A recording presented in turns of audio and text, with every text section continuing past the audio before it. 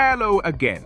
I am the Atheist Android, and welcome back to Automated Response, your very own little database of atheist responses and counter-arguments. Today we're going to tackle the Kalam Cosmological Argument.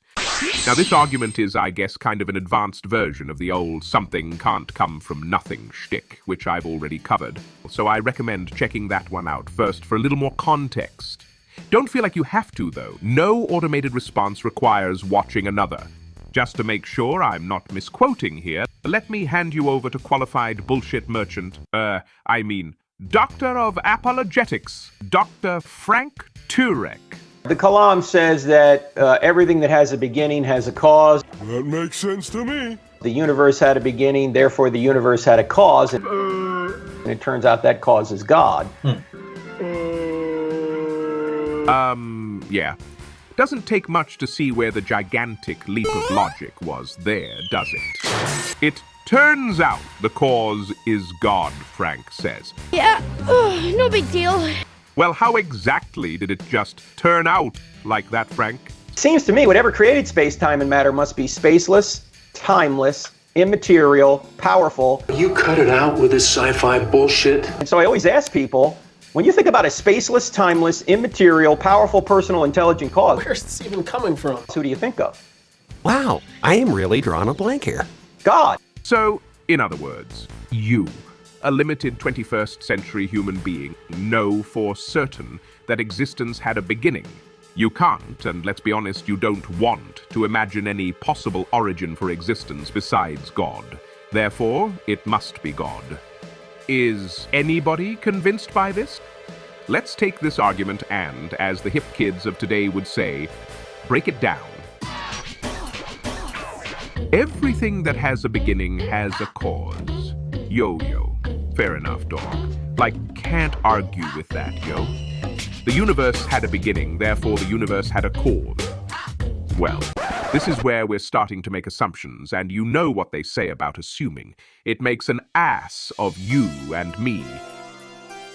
The universe expanding had a beginning with the Big Bang, yes. But the Big Bang was not, as Frank claims in this clip, the very beginning of existence itself. Almost everyone now believes that the universe and time itself had a beginning at the Big Bang. That literally there was a creation event. Liar! This Atheists think the Big Bang created everything out of nothing. shit is the exact same misunderstanding or deliberate misrepresentation behind something can't come from nothing. So here's the short version.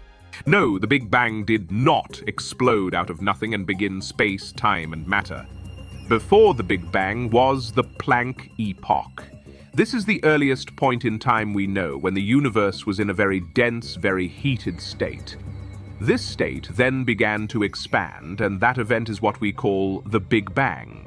But to be clear, the Big Bang was the matter that already existed, expanding. Put simply, the Big Bang was not the beginning of existence, only the beginning of our understanding of it. The truth is, we can't even know existence had a beginning. We don't know how the universe got to the dense, heated state of the Planck epoch, and we don't know anything about existence before that point. How can you know that there hasn't always been some form of existence? You accept that idea so eagerly for your God, but not for the whole of existence. How can you know if our universe is the only one? How can you know there wasn't some non-intelligent cause? Just as an ant can never comprehend the wider world around it and will never even know how much sentience and intelligence it lacks, how do you know we can ever comprehend the wider universe around us? All this argument has, for as logical as it tries to sound, is assumptions. Assumptions on incomprehensible cosmological matters that no human in a million years can ever know. To make this argument, you have to assume that all of existence had a specific point of beginning. You have to assume that this beginning had a sentient, intelligent cause. You have to assume that cause was a willful choice to create. Wait, here comes another one. Quick, give me your lighter.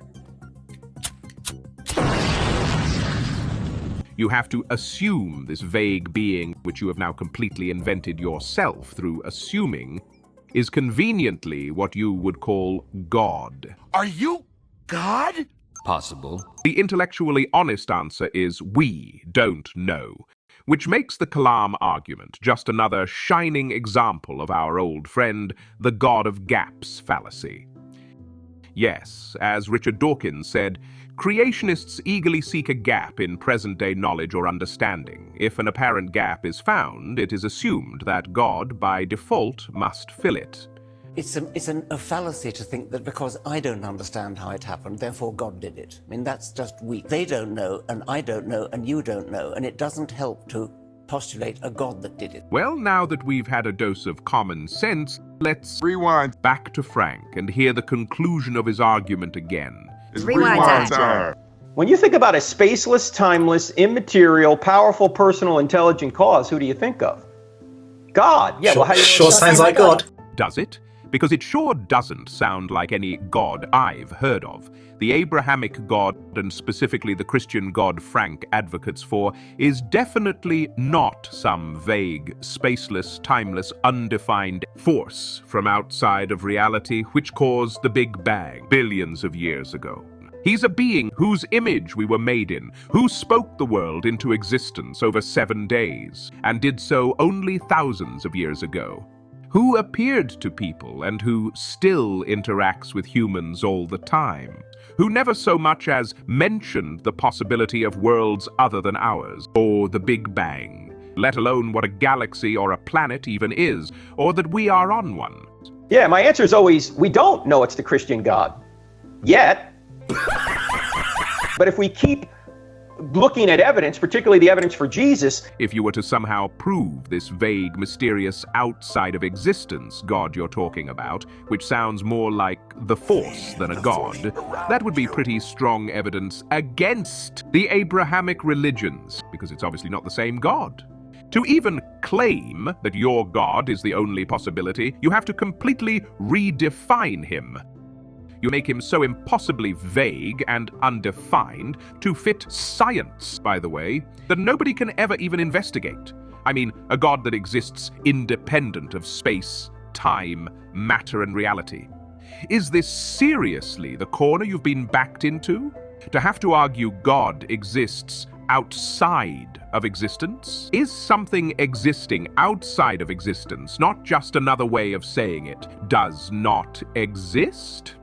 To say that something can be spaceless, timeless, immaterial, but still exist and be sentient, intelligent, and powerful, you're just pulling shit out of your ass. It's complete sci-fi.